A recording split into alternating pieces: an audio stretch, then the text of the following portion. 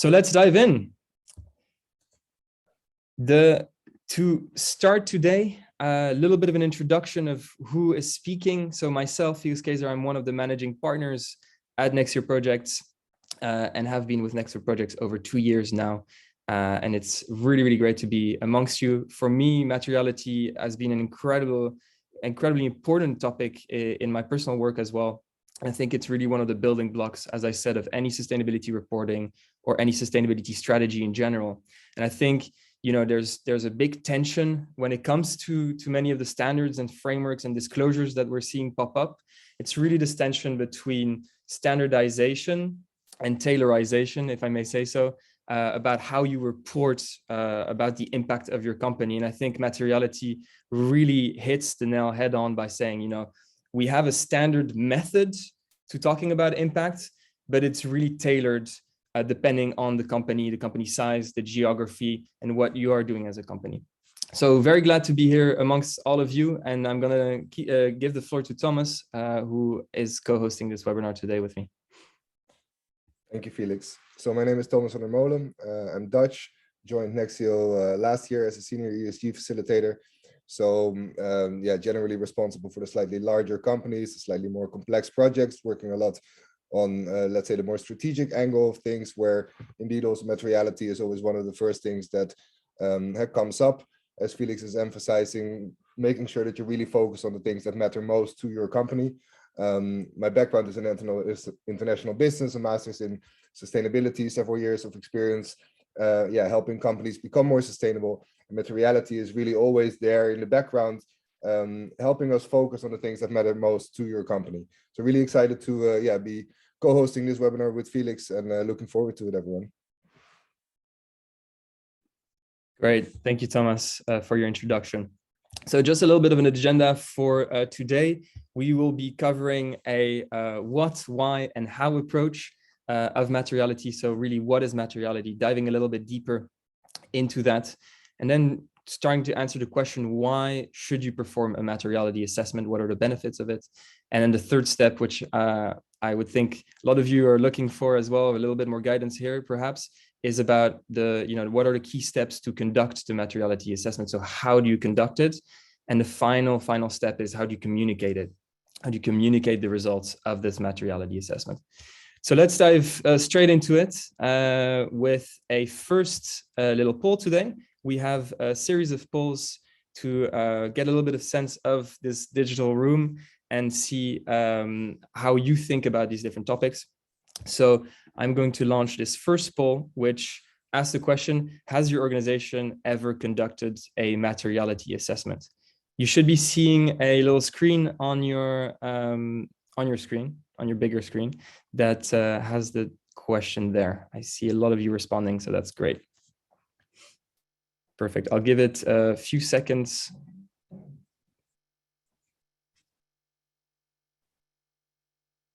Perfect. I will end the poll in 1 second. And here we go. So I'll share the results with you. We have a beautifully split room, 50-50. So that's great. I think that most of you then have some knowledge coming into this webinar, which is also great. And I'm looking forward to the questions you might have, maybe with a little bit more experience in this exercise. And for those who have never, welcome as well to this webinar. And hopefully you get a lot out of the things that we share today. Great. So moving on, what is a materiality and what is materiality assessment? Thomas, I'll leave the floor to you. Thank you, Felix. And indeed, great to see that the room is basically split 50-50 in those that have already done one and those that probably are considering as you're joining this webinar. We first wanted to highlight what is materiality really? What are we talking about, right? The concept of materiality is really rooted in accounting. So what is most important for the financial statement of your business? And then in 2006, the Global Reporting Initiative introduced materiality also in the context of sustainability. In 2019, the EU Commission also introduced another sort of layer on top of this materiality called double materiality. And according to that, ESG issues create risks and opportunities that are material from both a financial perspective as well as from an impact perspective. So really taking those two angles, both how does it affect your company on a financial level, but also really how does it affect society and the environment on an impact perspective. Materiality really answers three core questions. First of all, where are we now and where do we want to go? Secondly, who are our key stakeholders that we want to involve and what do they really care about? What's really important for them? And therefore, number three, where should we focus our efforts and resources on?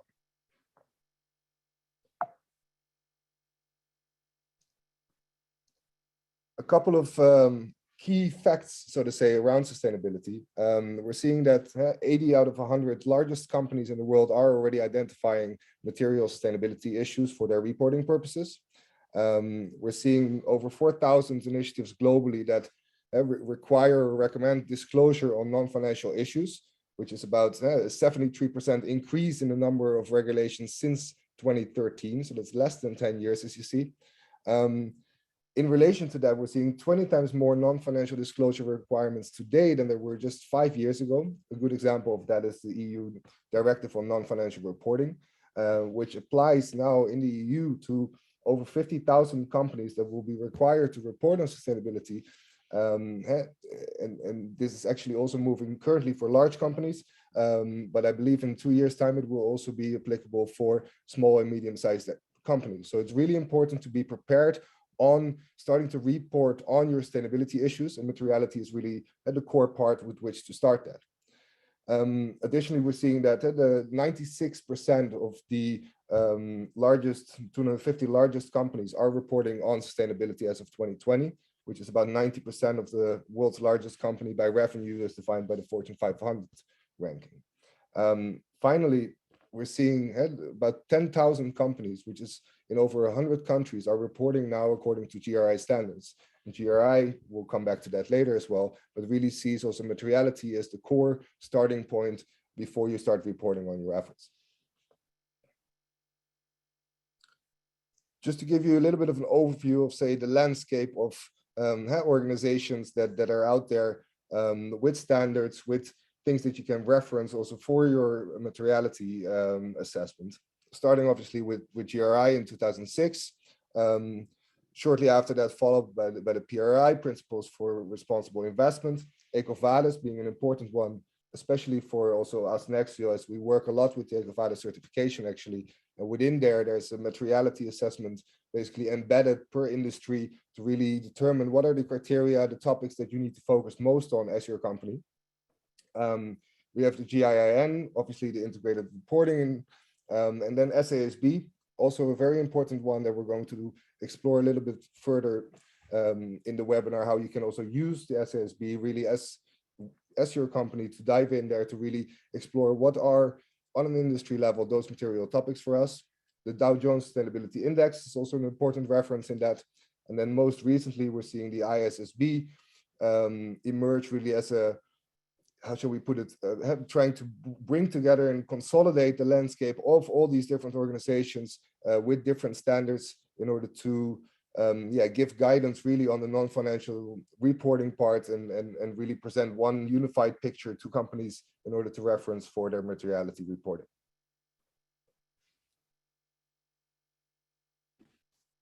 Great, Thomas. Thanks for that quick intro. So I guess this brings us to our second poll of the day.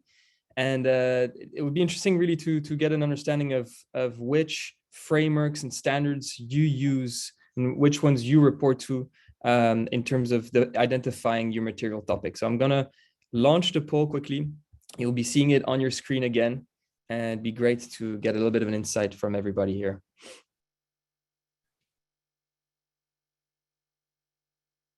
Again, I'll give it a few seconds so that everybody can respond.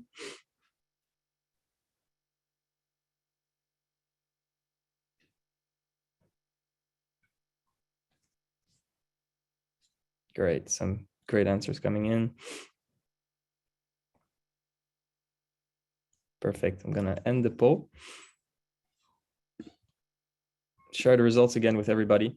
I think that we have a big chunk of everyone who responded today who does use the SDGs as a framework and as a reporting framework, and maybe as an identifier of material issues.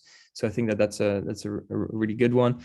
And then we see GRI, EcoVadis as other big frameworks and standards that companies use. So again, not surprising. These are the SDGs and GRI definitely the biggest standards when it comes to reporting, sustainability reporting, and identifying material issues, and EcoVadis as well being an incredibly big player in this as a sustainability rater. So definitely not surprising. I see some CDSB, CSRD, some of the newer standards, disclosure frameworks as well that are a little bit less reported to, TCFD, for example, CSRD, but we'll cover those as well in our next webinar series. So we'll definitely take this information with us to define the topics we'll cover there. So thank you everyone for your response. Moving on to the next section and really the why. Why should you care about materiality, materiality assessments, and why should you do that in the first place? So materiality is actually very, it can be quite complex sometimes when you read about it online or on blogs or articles, which I'm sure many of you have done. But it really comes back to one quite straightforward issue and that really is thinking about what are the issues and the topics that really matter for our organization? Where are we having the biggest impact as an organization? And what issues are having the biggest impact on us? So Thomas mentioned a little bit this idea of double materiality, also called dual materiality. And that's really thinking about the impacts from an inside out perspective. What are the impacts that my company is having on the world, but an outside in perspective as well, which comes from accounting and finance actually more, which is thinking about what are the elements and topics and issues that are having an impact on my company as well. So it is a really good tool to guide strategy. It's a really good tool to guide reporting, and it's a really good tool to communicate with your stakeholders. I have a bit more on this slide. I think there's some additional topics as well that really incentivize companies now to use this framework, to use this way of thinking to report about the impacts a company might have. So obviously the first one, a big risk, which we're seeing more and more of. I mentioned some standards coming up. Thomas mentioned them as well. And if you are not reporting alongside the materiality framework and thinking, you're probably going to be not compliant. There's going to be a lack of compliance with your reporting and upcoming standards in the EU, a little bit slower in the US, but definitely coming along. And so you see that, for example, with the CSRD, you see that with the EU taxonomy. A lot of reporting standards will be pushing and will be auditing basically whether you have used a materiality framework or not. A second, obviously, topic that is important to cover is materiality. Through guiding you and through giving you that clarity in your strategy, it can really help you identify where your competitive advantage is and where the long-term business value is. So I think this is really important as well. Materiality permits, and Thomas will go a little bit in the steps, but permits you really to sketch in a centralized way what are all the topics that our company is having an impact on, and that the topics are having an impact on our company. So I think that that's the biggest thing, really identifying and evolving with business risks. It's not something static. It really enables you as a company to move forward and to move along with the risks that your company is facing, as well as the opportunities. And then thirdly, I mentioned this a little bit around transparency. I think it is a really good tool to guide how you communicate with your stakeholders and how you engage your stakeholders. So all in all, it is really a process that is at a strategic level, I would say, in the organization, and that really permits you to get a sense of the ESG topics that might be of highest importance to your organization and that you should be aware of. This brings me to our third poll today, which is looking at the challenges about materiality. And the question here is, what do you find most challenging about materiality? We know that about 50% of the participants here have conducted a materiality assessment. So let's look a little bit into what the challenges are that you are facing. It could also be for those who have not started yet, but already finding some challenges.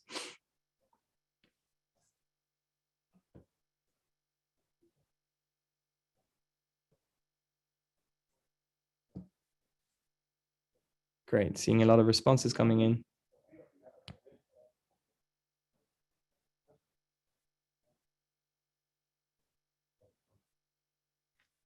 Perfect. Let me end the poll right now. I see a few last responses coming in.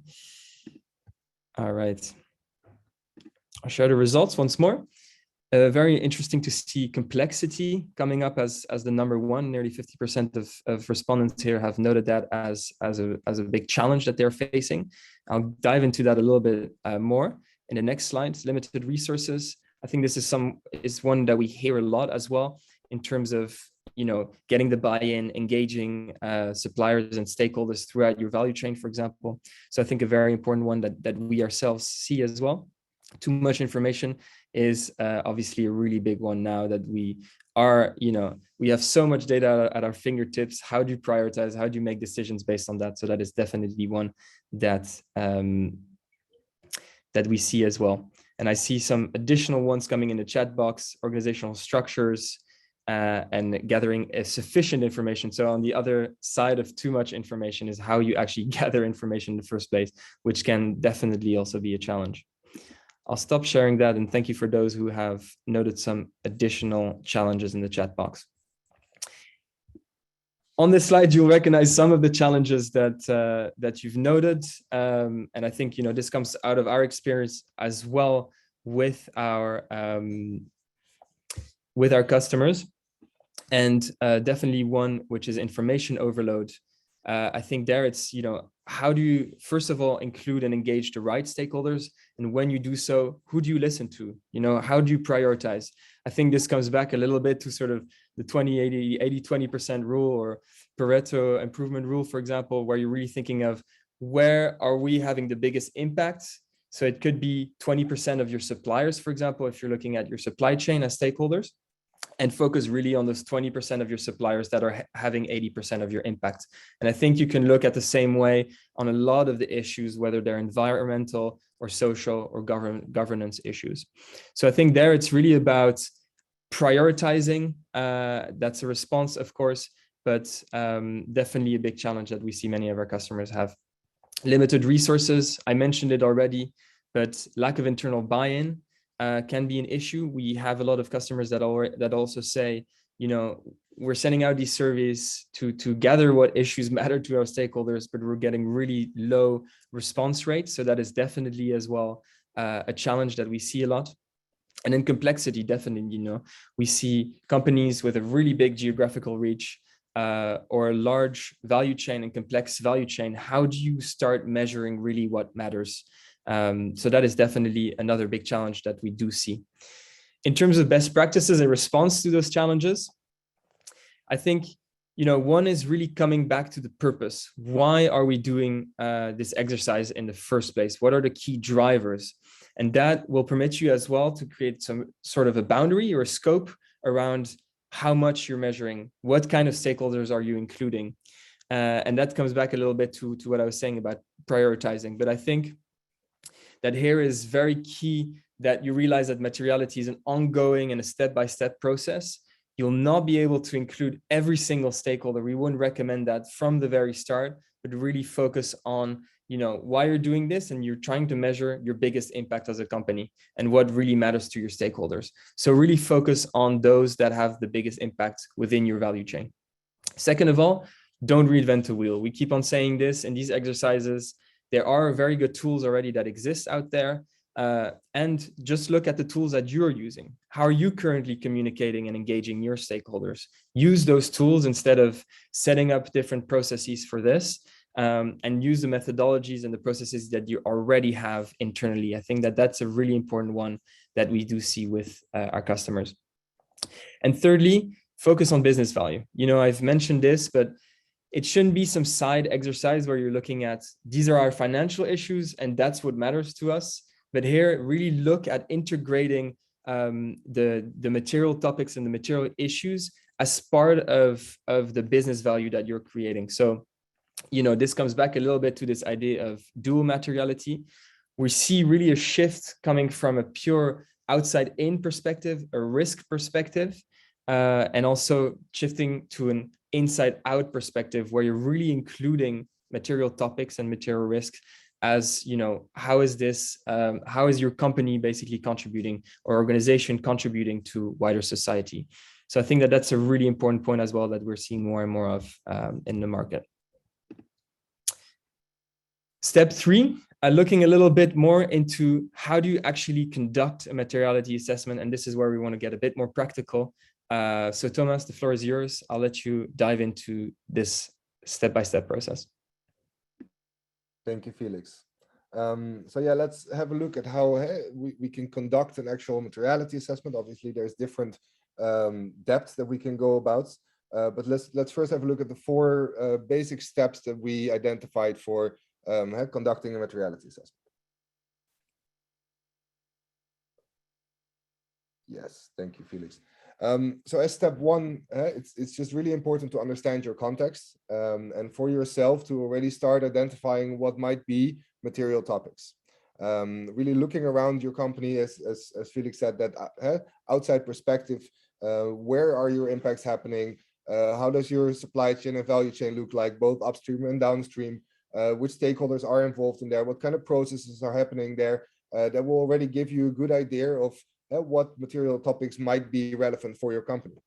And secondly, you want to engage stakeholders throughout that value chain, right? In order to really listen to them and see what are then the material topics that we really should be focusing on. What are the opinions that they can bring in? What perhaps also did we miss?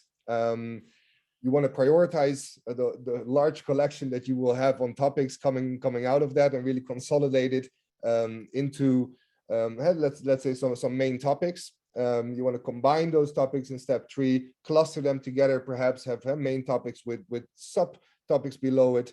And finally, as a 4th step, once you sort of have your materiality assessment done, you need to integrate that further into your strategy and all the things that you are developing in your sustainability journey. Communicate obviously about your efforts, and then continuously monitor and come back to the assessment in order to make sure that it remains up to date, as also context is changing as well as your company is changing. Now let's have a look at each of these steps in a little bit more depth. So as I mentioned, for step 1, we're trying to understand the context and identify material topics for your company. We basically recommend to just go for a really long list of all issues that are relevant for your sector or for your specific company.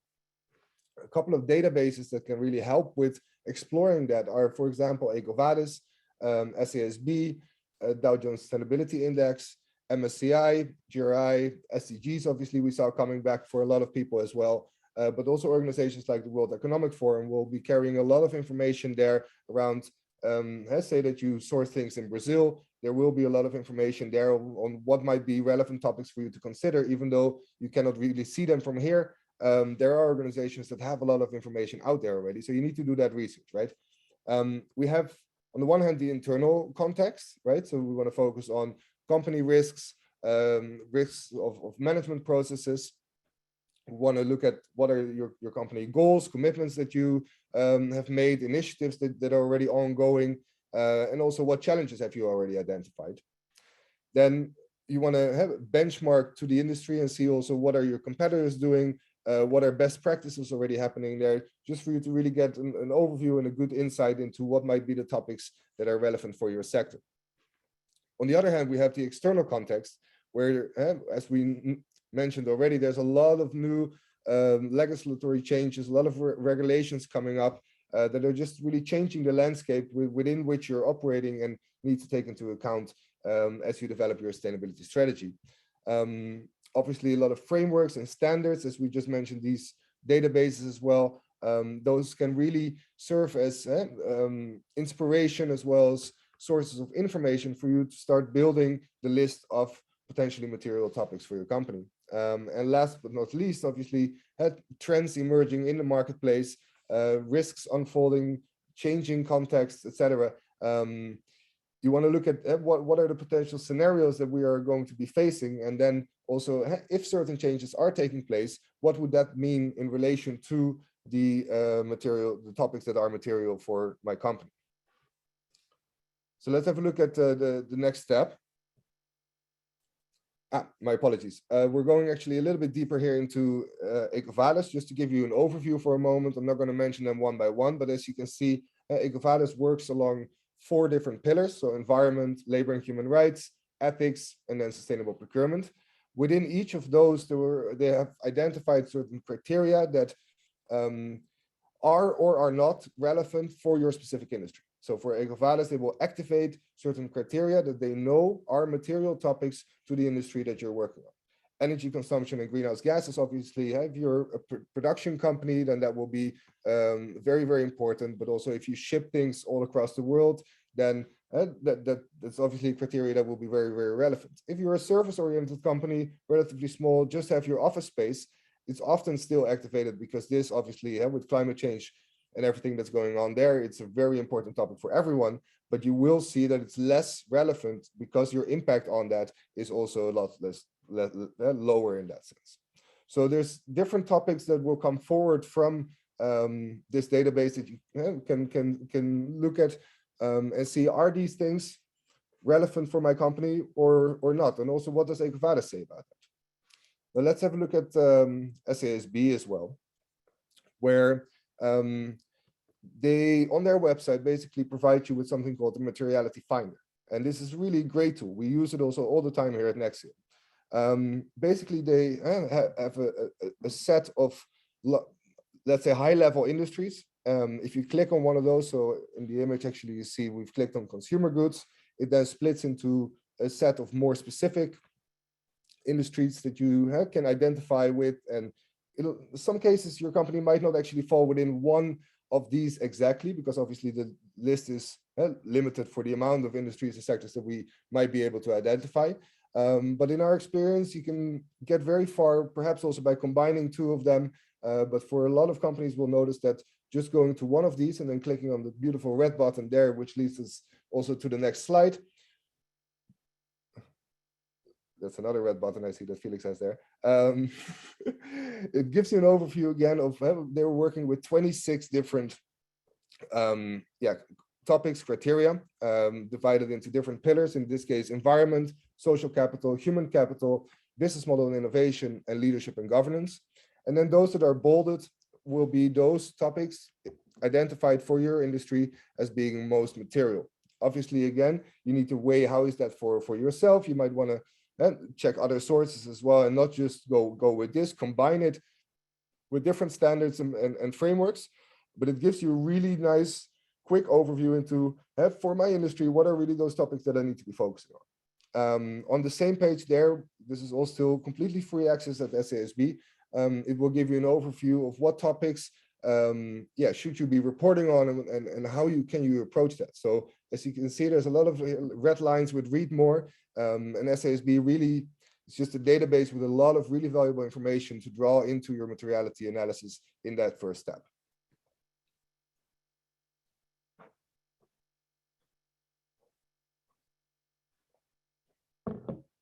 For step 2, we want to start off by, as I mentioned, mapping your stakeholders throughout the whole value chain, both upstream up until your suppliers and perhaps even your suppliers, and downstream then to your consumers, knowing also that there might be different stages still in between your company and the final end consumer.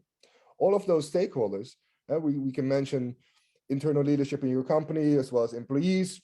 If you're a larger company, you might have different business units that you want to talk with. Perhaps they're in different locations, which gives different perspectives again. You want to talk to your customers, suppliers, perhaps also to industry organizations that are around that generally have a good view of what's actually going on and what topics are really important in your industry. Regulation is something you want to check. Investors, obviously on the financial side, being a very important one as well. And what we're seeing really big growth as well in the investment sector, where more and more emphasis is being put on ESG ratings, on green investment. So really important to also see what is changing there, right? And last but not least, NGOs, who generally really have their finger on the pulse of things that are going on in either your industry or in the areas where perhaps you have locations or where your goods are produced. So depending on sort of the depth that you want to go with the materiality assessment, also the budget that you have available with that, there's different forms of data gathering that you can go about. And we've put that on sort of the spectrum here below, from low cost on the left-hand side to really deep engagement on the right-hand side. And basically our recommendation is to always see where are you in your strategy development, in your sustainability journey. What is the right approach for you at this moment, right? So surveys are obviously low cost and can capture a lot of information from a lot of different stakeholders. Online forums, similarly, focus groups already, you start really narrowing it down much more. Obviously, they're also a little bit higher investment to execute, bring people together to really be able to listen to them and see what really matters to them. And then fourthly, really interviewing those stakeholders can take you yet to another level where you really dive deep into the topics and really start understanding not only what matters, but also why does that matter and what changes have been happening that are causing this to be a material topic. So with that, let's have a look at step 3. Here you see a really nice example from how Kellogg's has basically brought it down.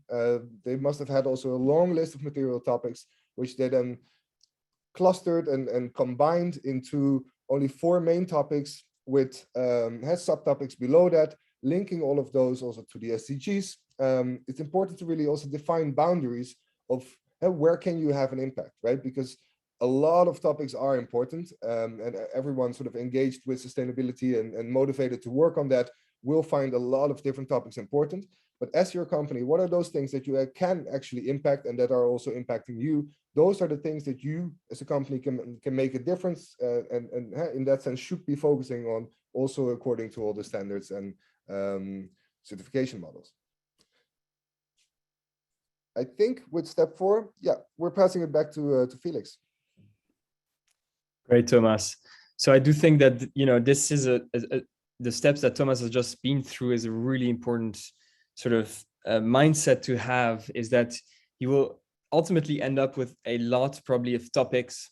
And the goal of this entire materiality assessment is really to prioritize. So how to really get to that, you know, handful of topics that for you, you know, are the most important, the most relevant. I've heard Thomas use that word a few times, but that's really what it's about. It's about relevance. And this is what I'm going to talk about a little bit now in terms of how you communicate that, of course. So the first thing probably you will find if you Google materiality assessment is this sort of graphic here on the left-hand side from the GRI standards, which, if you remember correctly from the beginning of the presentation, were one of the original standards that really use that topic of materiality in the context of sustainability.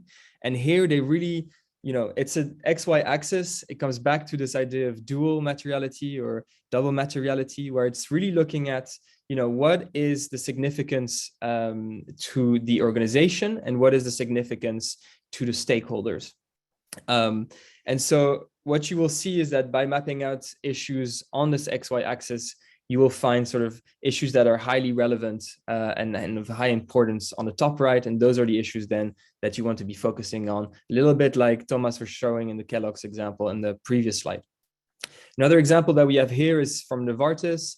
I think they have a really strong methodology that they've also shared. So you can find that actually on their materiality assessment results report. They have a specific report on how they do that methodology. They go through that methodology, which I think is a good source of inspiration. They've again really taken that approach, that best practice approach that we shared of really clustering issues in sort of bigger themes. And then on these bigger themes have specific topics, and they've, you know, have several rounds of interviews, surveys, etc., to kind of gather information about the importance of each topic to the different stakeholders, which they have then, you know, showed through a graphic like the one you see in the middle. And then a little bit our approach. I think, you know, it's really important again to find that balance between standardization and a tailored approach per company. So we really look at usually impact versus opportunity and finding really what are these material topics where, you know, there's a clear outside in impact on our company, but also, you know, where are the biggest opportunities for this organization to make a difference. So I think, you know, really, if I want to drive something home, is really the question of relevance and impact. And those are really the things that you want to get out of your materiality analysis. In terms of really communicating and then to stakeholders, this is something that we will be covering in the next webinars in this series. It is really looking, and we see this happen over and over again. It really depends. You need to tailor your communication approach depending who you're talking to. You know, if it's investors or sustainability professionals or even business partners, then you really want to focus on data. You want to focus on facts. Looking at more general media, the general public, there you want to have maybe more of a bigger picture overview so that these stakeholders can understand, you know, what are these big impacts and what are you committing to as an organization. So again, you know, we'll dive a little bit deeper in further webinars. This is also something very important to think about when you're thinking about communicating the results of your materiality assessment. Just as a note, I see some questions already have popped up in the Q&A. I would encourage everybody, if there are questions, to write some at the moment. In a moment, we'll be switching to the Q&A session. So if you have anything that you would like to ask, go for it. Just a little bit before we dive into the Q&A, looking at what are the different webinars in this sustainability reporting webinar series. We will have the second webinar on reporting standards. That's where we'll dive a little bit deeper into some of the standards we have mentioned and some of the newer standards that are coming, for example, the CSRD in the European Union. Third webinar in the series will look at communication. So this is what I've mentioned a little bit, the last step that we were just going through. Anya and our colleague Cesar will be going through how to communicate your results and talk to different stakeholders. And number 4 of the series will be back with me, where we will be sitting down with 2 or 3 of our clients to discuss their experience around sustainability reporting. What were some of the challenges? What are some of the best practices? And then finally, Thomas will be back for a live Q&A and a recap of the entire series, where participants will be able to ask any question they would like. Just as a recap, you will get the slides, you will also get the recording of this webinar, and you will get invitations for the next webinar series. So make sure that you look at that in your inbox. Let's end with a last poll for today before we jump into the Q&A. Here it's just more for us to understand. It's a multiple choice, you can select multiple, but to understand what your needs are in terms of sustainability reporting and how Nexio could potentially help you. So I'll leave the poll open for a bit. Feel free to respond.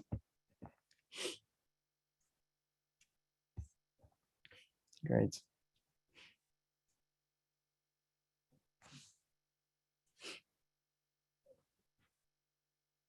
Perfect. I'll leave this running a little bit so that everybody has a chance to respond.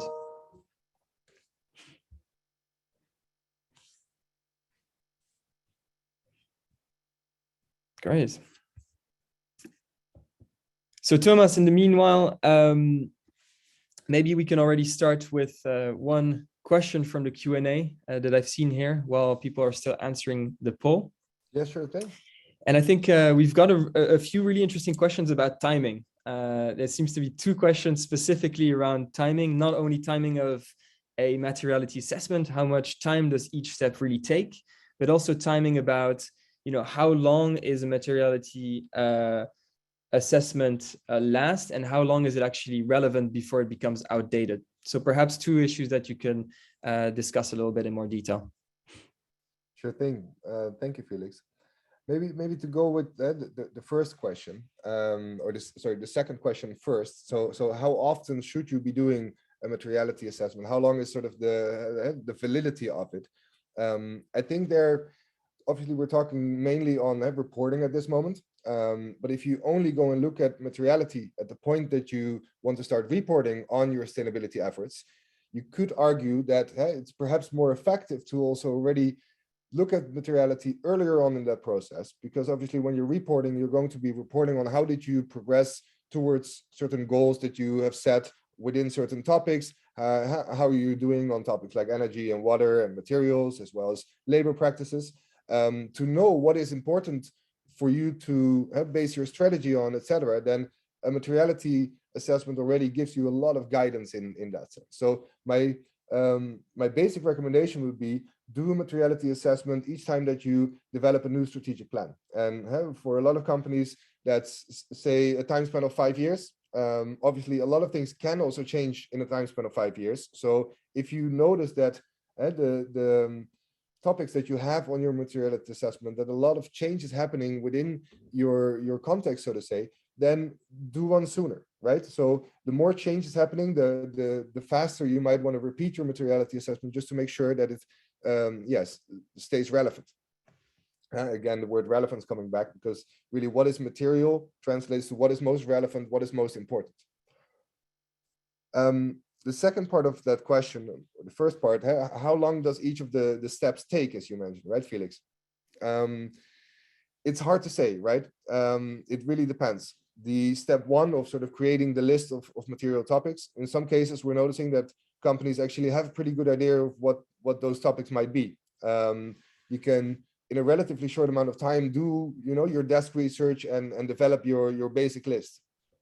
The second step of really engaging stakeholders, again, it depends very much on the approach that you take, right? If it's a survey that you send out to your partners, suppliers, customers, you open it for a certain period of time, then that's basically the time span that you have for that data collection. Obviously, response rates on those kinds of surveys are generally also, let's say, a challenge. So complementing that with a couple of more, let's say, in-depth or deep engagement practices could be a really valuable approach of looking at it from two different sides.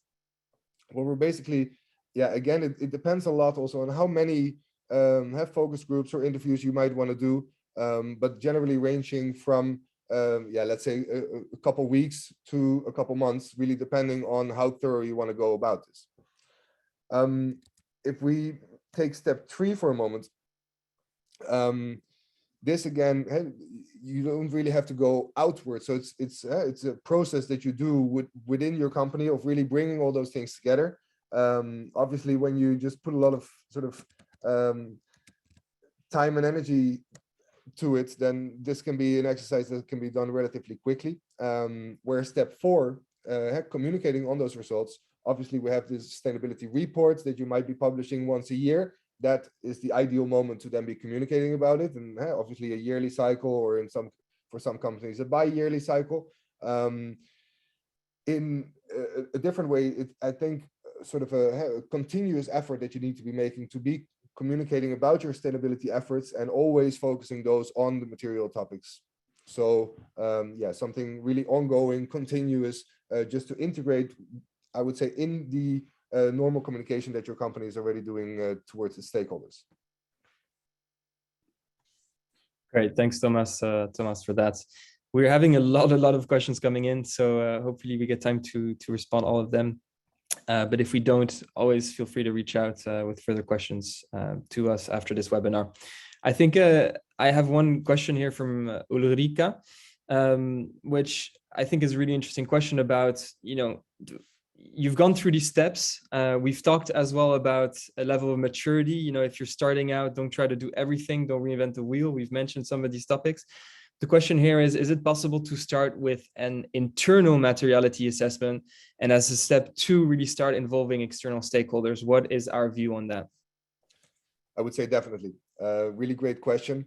I think what we're seeing a lot is when companies are not yet publishing a sustainability report, or do not necessarily want to do that according to GRI standards. So it's also a little bit more flexible, but they do want to really make sure that they have set goals on the topics that matter most, that they focus their efforts on the topics that matter most. Then generally, indeed, doing materiality assessment, let's call it a light version, with just internal stakeholders, which let's say your board, your senior management, but also I do want to emphasize involving also really people on every level of the organization to some degree, because those will generally give perspectives that are simply not as seen at the top of an organization. So doing that just internally, yes, absolutely. But our advice to really include a diverse amount of views and perspectives in that initial analysis in that case. Perfect, Thomas. We have another question here, which I think is very topical and maybe too big to answer in 5 minutes or 3 minutes.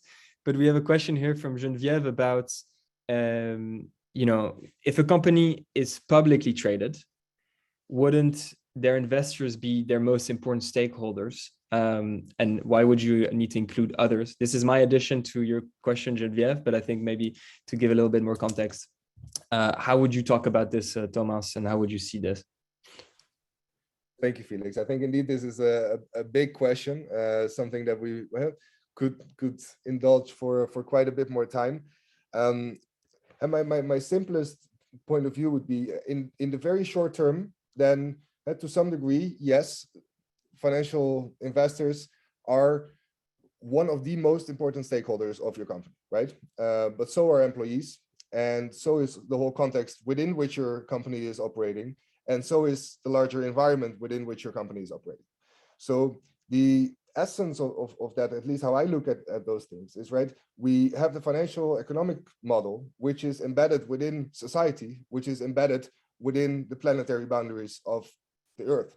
So really seeing what is what is material, not just in the short run, not just from a financial perspective. We need to start also seeing how are we impacting things around us, but also that what is happening on a social and environmental level, how is that impacting us? So with that, it really brings it back to double materiality that GRI introduced, we need to have those both sides and not just the financial part where investors are located. Would you agree with that approach, Felix? Yeah, absolutely. And I think this is a really interesting discussion as well, because obviously what investors hate is large risks, and what they hate even more is large risks that are hidden. And what you're doing through this materiality process, you're basically saying, we don't have dead angles. We know what our risks are. We know what our impact is as a company. And so you're seeing more and more investors actually demanding companies to include as many stakeholders as possible and make sure that there are no blind spots. So I think now it's investors sort of asking companies, and obviously through many different variables, regulation being a big part of that, but asking for companies and organizations to go through that materiality assessment and involving other stakeholders and really showcasing what their impact is and what obviously still the risks are on the company or the organization. So coming back to this element of dual materiality, I think that's a really nice segue into a question from Davi. I'm going to pronounce it the Dutch way. And the question is, do different standards like GRI, SASB have the same requirements in terms of conducting a materiality assessment or analysis? And are these okay and comply with the upcoming CSRD, or are the concepts quite different? Maybe this is one that you want to take on, Felix. Yes, absolutely. So Davi, yes, I think that the really the main thing that has come up, and this has been a change recently, I think it was in late 2020 or beginning of early 2021, that this concept of dual materiality was really introduced. So really thinking about that inwards out impact and that outwards in impact. So some of the things that we've been discussing the last 50 minutes or so. And that concept has fully been adopted by the CSRD in line as well with the EU taxonomy. So they're fully in line. I think all these standards, the good news is that we see more and more standardization in the sort of rating certification standards market. So I think that that's really good news. And to answer your question very simply, yes, these are aligned and they use the same frameworks, the same methodology. So if you comply with one, you will comply with another. Perhaps, there might not fully legally, but in terms of the mechanisms and how it works, as of yet, it's still to be published exactly what the guidelines will be for the CSRD in detail. But as of now, we see that it's fully aligned on this idea of dual materiality.